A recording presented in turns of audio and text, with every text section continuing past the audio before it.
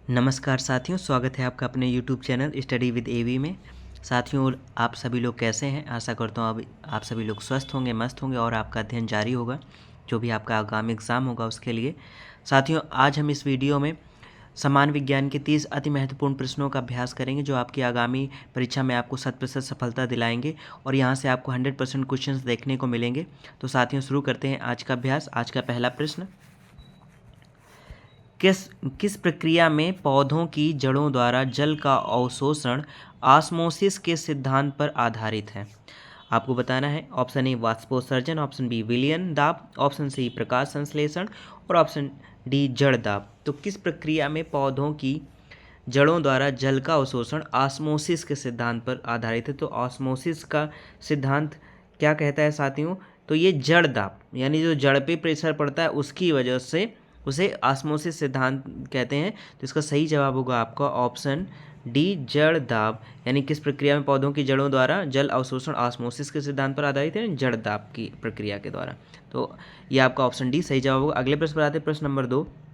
मनुष्य के मस्तिष्क में हाइपोथैलेमस का मुख्य कार्य क्या है? ऑप्शन ए संतुलन बनाए रखना, ऑप्शन बी तापमान नियंत्रित करना, ऑप्शन सी स्मृति संग्रह करना और ऑप्शन डी रक्त शोधन। तो जो मनुष्य के मस्तिष्क में हाइपोथैलेमस का मुख्य कार्य क्या होता है, वो साथियों क्या करता है? वो ताप को नियंत्रित करता है। क्या करता है?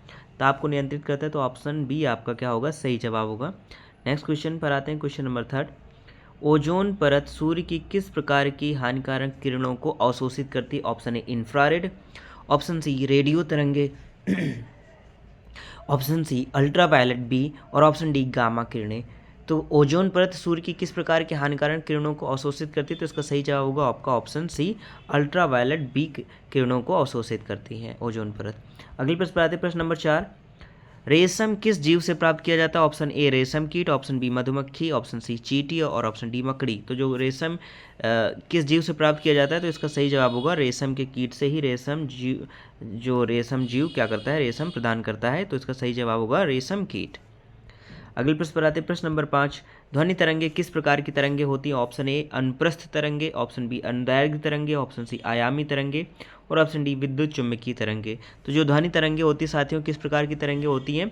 तो ध्वनि तरंगे होती हैं आपकी अनुदैर्घ्य तरंगे होती हैं। तो इसका सही जवाब होगा आपका ऑप्शन बी अनुदैर्घ्य तरंग। Option B is the correct answer. साथियों, आपको वीडियो कैसा लग रहा है जरूर कमेंट बॉक्स में बताइएगा। अगर अच्छा लग रहा हो तो लाइक कर लीजिएगा, ख़राब भी लग रहा हो तो कमेंट करके बता दीजिएगा। और साथ ही साथ अगर अभी तक चैनल को सब्सक्राइब नहीं किया तो बेल आइकन को प्रेस करके चैनल को सब्सक्राइब कर लीजिए और अपने दोस्तों के साथ भी शेयर कर लीजिए जो आपके साथ ही प्रिपरेशन करने वाले हैं।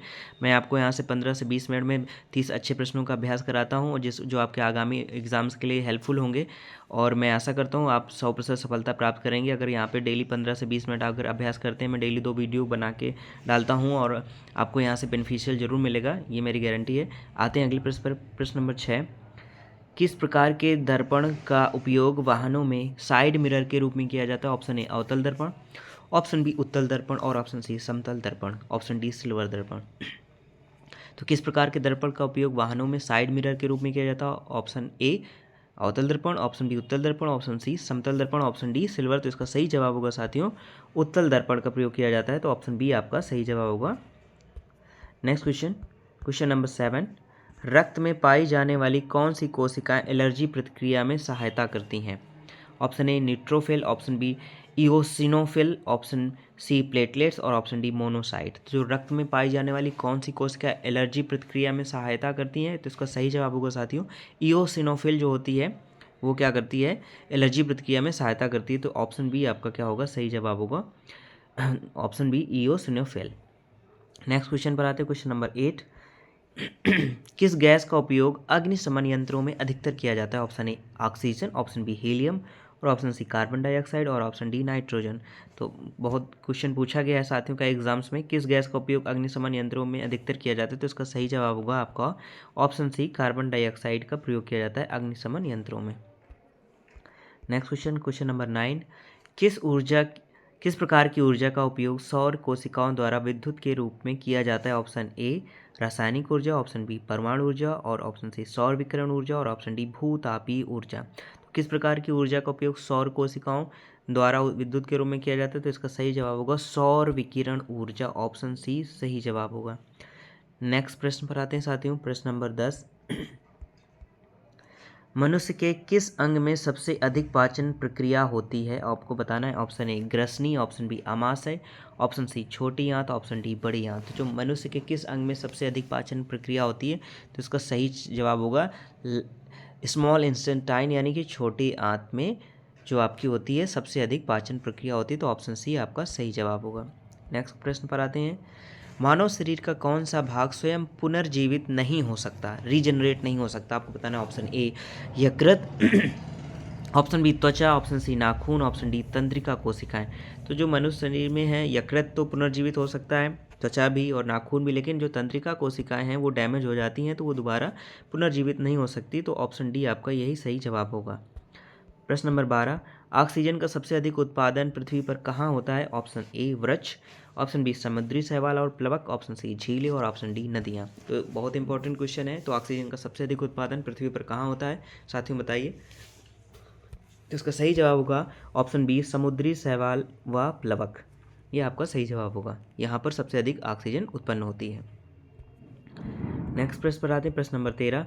किस प्रक्रिया में हरे पौधे CO2 को अवशोषित कर ग्लूकोज बनाते हैं। ऑप्शन ए श्वसन, ऑप्शन बी वाष्पोत्सर्जन, ऑप्शन सी प्रकाश संश्लेषण, ऑप्शन डी पाचन। तो किस प्रक्रिया में हरे पौधे CO2 को अवशोषित कर ग्लूकोज बनाते हैं। ऑप्शन ए श्वसन, तो ऑप्शन बी वाष्पोत्सर्जन, ऑप्शन सी प्रकाश संश्लेषण, ऑप्शन डी पाचन। तो साथियों बताइए कौन सी प्रक्रिया के तहत। तो इसका सही जवाब होगा आपका ऑप्शन सी, जो प्रकाश संश्लेषण होता है, फोटोसिंथेसिस होती है, उसके तहत क्या करते हैं, हरे पौधे CO2 को अवशोषित करते हैं और ऑक्सीजन को क्या करते हैं, रिलीज करते हैं। तो यही आपका सही जवाब होगा ऑप्शन सी।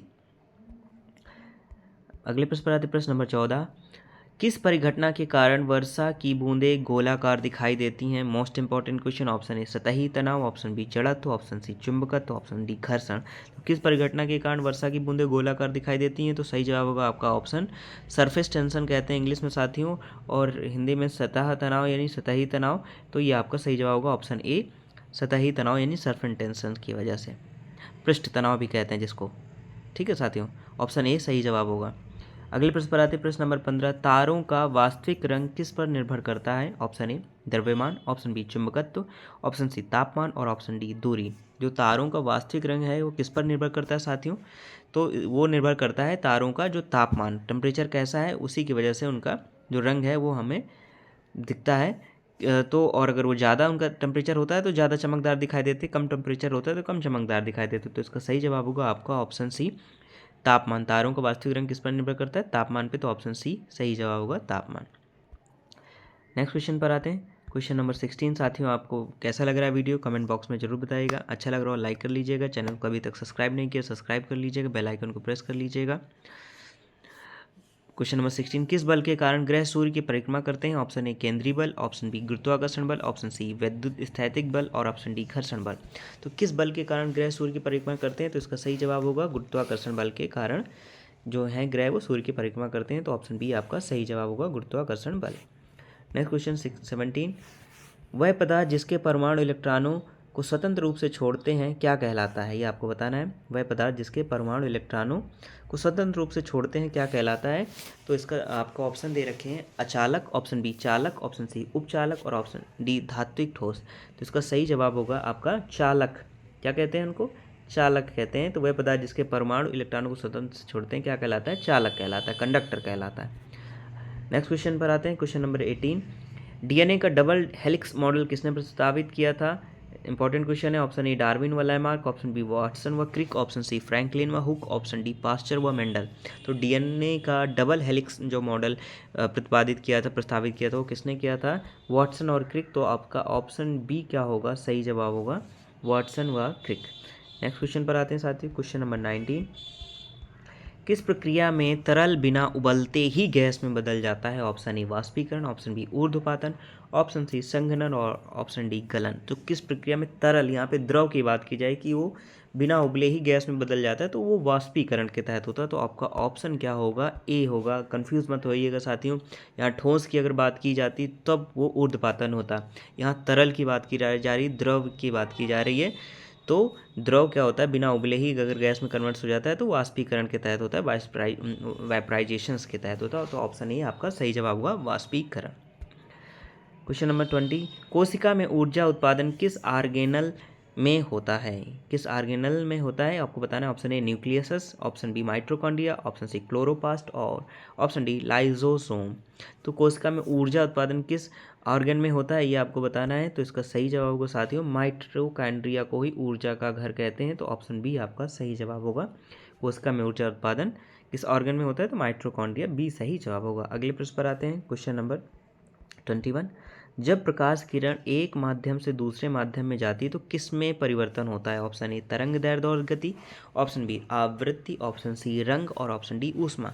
तो जब प्रकाश किरण एक माध्यम से दूसरे माध्यम में जाती है तो उसमें क्या क्या परिवर्तन होता है साथियों? तो उसकी तरंग दैर्ध्य बदल जाती है जो किरण होती है, और उसकी गति भी चेंज हो जाती है। तो यही आपका सही जवाब होगा, option A is the correct answer. Question number 22, कौन सी ऊर्जा पवन चक्की से प्राप्त होती है? ऑप्शन ए रासायनिक ऊर्जा, ऑप्शन बी यांत्रिक एवं विद्युत ऊर्जा और ऑप्शन सी ध्वनि ऊर्जा, ऑप्शन डी ऊष्मा ऊर्जा। तो कौन सी ऊर्जा पवन चक्की से प्राप्त होती है? तो इसका सही जवाब होगा साथियों, ऑप्शन बी यांत्रिक एवं विद्युत ऊर्जा ही पवन चक्की से प्राप्त होती है। तो ऑप्शन बी आपका सही जवाब होगा, यांत्रिक एवं विद्युत ऊर्जा। प्रश्न नंबर 23, लोहे में जंग लगने के लिए कौन सी दो चीज़ें आवश्यक हैं? ऑप्शन ए जल और ऑक्सीजन, ऑप्शन बी ताप और दाब, ऑप्शन सी नमी और CO2 और ऑप्शन डी प्रकाश और ताप। तो लोहे में जंग लगने के लिए कौन सी दो चीज़ें आवश्यक हैं? तो जाहिर सी बात है नमी और ऑक्सीजन, तो यही है, जल और ऑक्सीजन की आवश्यकता होती है उसमें जंग लगने के लिए। तो ऑप्शन ए आपका क्या हो जाएगा, सही जवाब होगा। क्वेश्चन नंबर 24, कोयला किस प्रकार की शिला है? ऑप्शन ए अवसादी, ऑप्शन बी आग्नेय, ऑप्शन सी रूपांतरित और ऑप्शन डी धात्विक। तो इसे याद रखिएगा साथियों, कोयला किस प्रकार की शिला है? तो ये आपका है अवसादी है। तो ऑप्शन ए आपका सही जवाब होगा, अवसादी। क्योंकि ये क्या होता है, कई सालों तक जो जीवाश्म होते हैं उनके अवशेष उनसे होता है, तो इसलिए इसको अवसादी चट्टानों से होता है, तो ये अवसादी है। अगले प्रश्न पर आते हैं। क्वेश्चन नंबर 25, ध्वनि तरंगों में कौन सी विशेषता ध्वनि की तीव्रता को निर्धारित करती है? Most important question. Option A पूछा भी गया कई बार। ऑप्शन ए आवृत्ति, ऑप्शन बी तरंग दैर्ध्य, ऑप्शन सी आयाम, ऑप्शन डी वेग। तो ध्वनि तरंगों में कौन सी विशेषता ध्वनि की तीव्रता को निर्धारित करती है? तो इसका सही जवाब होगा साथियों, ऑप्शन सी आयाम ही क्या करता है, उसकी तीव्रता को निर्धारित करता है। तो ऑप्शन सी आपका सही जवाब होगा। क्वेश्चन नंबर 26, अलमारी में रखे कपूर के धीरे धीरे समाप्त होने की प्रक्रिया क्या है? ऑप्शन ए वाष्पीकरण, ऑप्शन बी ऊर्ध्वपातन और ऑप्शन सी संघनन, ऑप्शन डी विलयन। तो जो अलमारी में रखा कपूर धीरे धीरे समाप्त हो जाता है तो उसका सबसे बड़ा कारण क्या है कि उसका क्या हो जाता है, ऊर्ध्वपातन हो जाता है। तो ऑप्शन बी आपका सही जवाब होगा, ऊर्ध्वपातन की क्रिया के तहत जो कपूर है वो ठोस से किस में कन्वर्ट होकर गैस में वेपराइज हो जाता है। तो ऊर्ध्वपातन होगा इसका सही जवाब। क्वेश्चन नंबर 27, प्रतिवर्तन रिफ्लेक्स एक्शन किसके द्वारा नियंत्रित होता है? Most important question. Option A मस्तिष्क, ऑप्शन बी मेरुदंड, ऑप्शन सी कर्ण का आंतरिक भाग और ऑप्शन डी मस्तिष्क तना। तो जो प्रतिवर्तन है, जो रिफ्लेक्स एक्शन है, क्रिया प्रतिक्रिया, वो किसको द्वारा नियंत्रित होती है? तो इसका सही जवाब होगा आपका मेरुदंड होता है। तो ये आपका सही जवाब होगा, आपका ऑप्शन बी सही जवाब होगा, मेरुदंड। क्वेश्चन नंबर 28 पर आते हैं। पृथ्वी पर ऋतुओं के परिवर्तन का मुख्य कारण क्या है? ऑप्शन ए पृथ्वी का द्रव्यमान, ऑप्शन बी पृथ्वी की झुकी हुई धुरी एवं परिक्रमण, ऑप्शन सी सूर्य का तापमान और ऑप्शन डी चंद्रमा का गुरुत्व बल। तो पृथ्वी पर ऋतुओं के परिवर्तन का मुख्य कारण क्या है साथियों? पृथ्वी का अपने अक्ष पर झुका होना और परिक्रमण करते रहना, यही इसका ऋतु परिवर्तन का कारण है। तो option B is the correct answer. साथियों वीडियो कैसा लग रहा है जरूर बताइएगा। देखिए मेरा प्रयास रहता है 15 से 20 मिनट के अंदर अच्छे से 30 क्वेश्चंस का आपको अभ्यास करा सकूं, जो आपके एग्ज़ाम की दृष्टि से बहुत इंपॉर्टेंट क्वेश्चंस रहते हैं। और अगर आपके पास नहीं भी समय रहता, आप वर्किंग हैं, तब भी आप वीडियो को 1 से 2 बार अगर सुन लेते हैं, रास्ते में चलते बैठते कैसे भी, खाना खाते कैसे भी, तो आपको वो चीज़ें कंठस्थ हो जाती हैं। मैं भी ऐसे ही प्रैक्टिस करता था जब मैं प्राइवेट जॉब करता था, तो मैं ऐसे ही प्रैक्टिस करके मैंने एग्ज़ाम्स क्वालिफाई किए और आज मैं सेटल हूँ अच्छी जगह पे। तो मैं मेरी यही आशा है आप सभी लोगों से कि आप लोग भी सफल हों, आपका 100% आप सफलता प्राप्त करें। अब आते हैं प्रश्न नंबर 29 पर। वनस्पति कोशिका में कौन सा भाग कोशिका का नियंत्रण केंद्र कहलाता है? Option A nucleus, option B केंद्रीय वैक्यूल, ऑप्शन सी कोशिका भित्ति और ऑप्शन डी राइबोसोम। तो वनस्पति कोशिका में कौन सा भाग कोशिका का नियंत्रण केंद्र कहलाता है? तो जाहिर सी बात है साथियों, केंद्रक होता है, तो उसको इंग्लिश में कहते हैं न्यूक्लियस। तो ऑप्शन ए आपका क्या होगा, सही जवाब होगा। आज के आते हैं अंतिम प्रश्न पर। पौधों में भोजन परिवहन की प्रक्रिया किस ऊतक द्वारा होती है? Option A xylem, option B phloem, option C cuticle और ऑप्शन डी एपिडर्मिस। तो साथियों यहाँ भोजन की बात की गई, भोजन परिवहन किस ऊतक द्वारा होता है, तो इसका सही जवाब आपको बताना है। तो इसका सही जवाब होगा साथियों ऑप्शन बी, फ्लोएम के माध्यम से ही भोजन का परिवहन होता है पौधों में। ऑप्शन बी सही जवाब होगा। साथियों जरूर बताइएगा वीडियो कैसा लगा, कमेंट बॉक्स में लाइक कर दीजिएगा, अच्छा लगा सब्सक्राइब भी कर लीजिएगा अगर अभी तक सब्सक्राइब नहीं किया चैनल को। थैंक यू सो मच साथियों वीडियो के अंत तक बने रहने के लिए।